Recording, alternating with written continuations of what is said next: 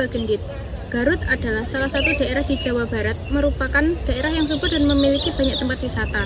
Salah satunya adalah Situ Bagendit. Dan cerita ini adalah mengenai asal-usul terbentuknya Situ Bagendit. Pada zaman dahulu kala, di sebelah utara kota Garut, ada sebuah desa yang penduduknya kebanyakan adalah petani. Karena tanah di desa itu sangat subur dan tidak pernah kekurangan air, maka sawah-sawah mereka selalu menghasilkan padi yang berlimpah ruah. Namun, meski begitu, para penduduk di desa itu tetap miskin kekurangan. Hari masih sedikit gelap dan embun masih bergaya di dedaunan. Namun, para penduduk sudah bergegas menuju sawah mereka. Hari ini adalah hari panen. Mereka akan menuai padi yang sudah menguning dan menjualnya kepada tengkulak bernama Nyai Endit. Nyai Endit adalah orang terkaya di desa itu. Rumahnya mewah, lumbung padinya sangat luas karena harus cukup menampung padi yang dibelinya dari seluruh petani di desa itu. Ya, seluruh petani. Dan bukan dengan sukarela, para petani itu menjual hasil panennya kepada Nyai Endit. Mereka terpaksa menjual semua hasil panennya dengan harga murah karena tidak ingin cari perkara dengan centeng-centeng Nyai Endit. Lalu, jika pasokan padi mereka habis, mereka harus membeli dari Nyai Endit dengan harga yang melambung tinggi.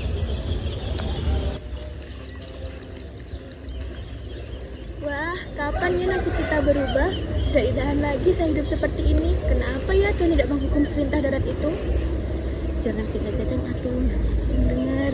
Kita mah yang sabar aja, nanti juga akan datang pembalasan yang setimpal untuk orang yang suka nyanyi orang lain. Kan Tuhan mah nggak pernah tidur. Iya, Nek. Sementara itu, Nyai Endit sedang memeriksa lumbung padinya. Barja, bagaimana? Apakah semua padi di sini sudah kau beli? Beres nih, boleh diperiksa lumbung padinya nih. Lumbung padinya sudah penuh diisi padi, bahkan beberapa masih kita simpan duluan karena sudah tidak muat lagi. Hahaha, sebentar lagi mereka akan kehabisan beras dan akan membeli padi padaku. Aku akan semakin kaya. Bagus-bagus, awasi terus mereka, jangan sampai mereka menjual hasil panennya kepada orang lain. Beri pelajaran bagi sesiapa yang mengungkapnya. Benar saja, beberapa minggu kemudian, para penduduk desa mulai kehabisan bahan makanan, bahkan banyak yang sudah mulai menderita kelaparan. Sementara Nyai Endit selalu berpesta pora dengan makanan-makanan mewah di rumahnya.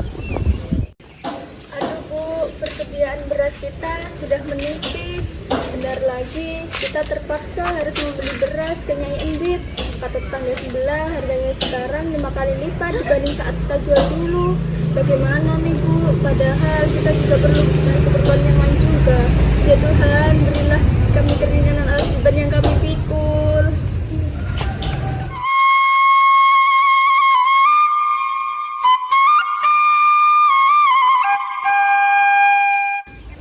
Begitulah gerutuan para penduduk desa atas kesewenang-wenangan Nyai Endit. Suatu siang yang panas, dari ujung desa nampak seorang nenek yang berjalan terbungkuk-bungkuk. Dia melewati pemukiman penduduk dengan tatapan penuh iba.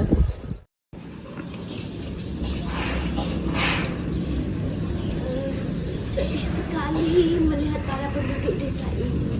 Mereka sengsara karena ulah seorang saja. Sepertinya hal ini harus segera disingkirkan. Dia berjalan mendekati seorang penduduk yang sedang menumbuk padi.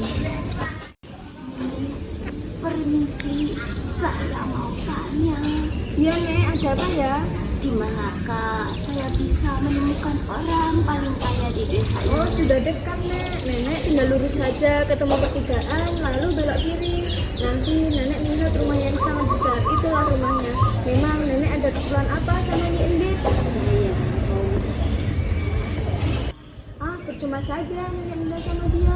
Gak bakalan dikasih. Kalau Nenek lapar, Nenek bisa makan di rumah saya, tapi seadanya. Tidak perlu. Aku ingin tahu bagaimana reaksinya jika ada pengemis yang meminta sedekah. Oh ya, tolong kamu beritahu para penduduk desa ini untuk segera mengungsi karena akan datang banjir besar. Hah? Nenek bercanda ya? Mana mungkin ada banjir di musim kemarau? Aku tidak bercanda. Aku adalah orang yang akan menghukum Endit. Maka dari itu, mengungsi dan bawa barang berharga.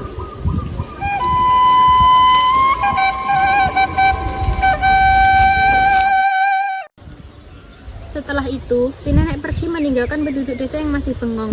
Sementara itu, Nyai Endit sedang menikmati hidangan yang berlimpah, demikian pula para centengnya. Si pengemis tiba di depan rumah Nyai Endit dan langsung dihadang oleh para centengnya. Lapar. Hei pengemis tua, mau buat apa kau di sini. Cepat pergi dari sini. Jangan sampai terus kotor terjadi kamu. Saya mau minta sedekah. Mungkin ada sisa makanan yang masih bisa saya makan. Sudah 3 hari saya tidak makan.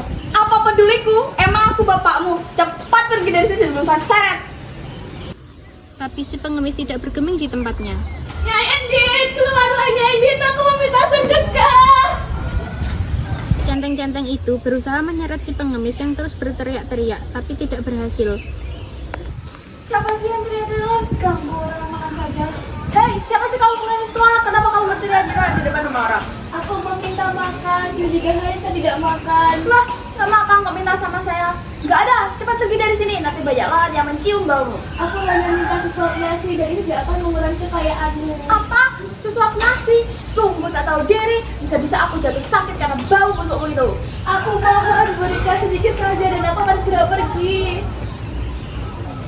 Dengan marah, Nyai Endit mengambil sedikit makanan, kemudian dilemparkan ke tanah dan menginjak-injak makanan itu. Ini mau, ambil ini. Ini makanan yang panas untukmu. Cepat ambil. Jika kau tak akan memilihnya, maka para bajaku akan menghajarmu. Lalu, pengemis itu memungutnya dengan perasaan sedih dan akan meninggalkan rumahnya Endit. Tiba-tiba datanglah seorang nenek. Nenek tersebut langsung menancapkan tongkatnya ke tanah lalu memandang Nyai Endit dengan penuh kemarahan. Pergi kamu, pergi, cepat. Hei Endit, selama ini Tuhan memberimu banyak rezeki, tapi kau tidak pernah bersyukur. Kau kikir. Sementara para penduduk desa kelaparan, kau malah menghambur-hamburkan makanan. Aku datang ke sini sebagai jawaban atas doa para penduduk desa yang sengsara karenamu. Kini bersiaplah atas hukumanmu. Hahaha, kau mau menghukumku? Apa kau tidak lihat para 2 janda-jandaku ini? Sekalipun saja kau bisa mati. Tidak perlu repot-repot. Aku akan pergi dari sini jika kau memang bisa mencabut tongkat ini dari tanah. Dasar nenek gila, apa susahnya yang tongkat ini? Tanpa tangan pun aku bisa. Lalu Nyai Endit mencoba mencabut tongkat itu dengan 1 tangan. Ternyata tongkat itu tidak bergeming. Dia coba dengan 2 tangan, Hup masih tidak bergeming juga. Sialan, Centeng, coba cabut tongkat ini. Centeng-centeng itu mencoba mencabut tongkat nenek, namun meski sudah ditarik oleh 2 orang, tongkat itu tetap tak bergeming.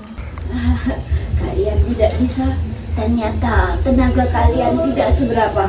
Lihat, aku akan mencabut tongkat ini dari tanah. Hup dengan sekali hentakan, tongkat itu sudah terangkat dari tanah. Liur, tiba-tiba dari bekas tancapan tongkat si nenek menyembur air yang sangat deras. Jadi, inilah hukumanmu. Air ini adalah air mata para penduduk desa yang sengsara karenamu. Kau dan semua hartamu harus hilang oleh air ini.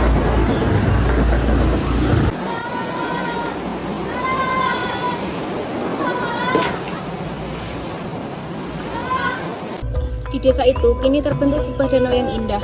Orang menamakannya Situ Bagendit. Situ artinya danau, dan Bagendit berasal dari kata Endit. Beberapa orang percaya bahwa kadang kita bisa melihat lintah sebesar kasur di dasar danau.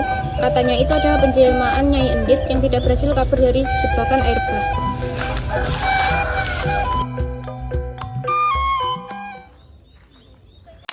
Halo, jadi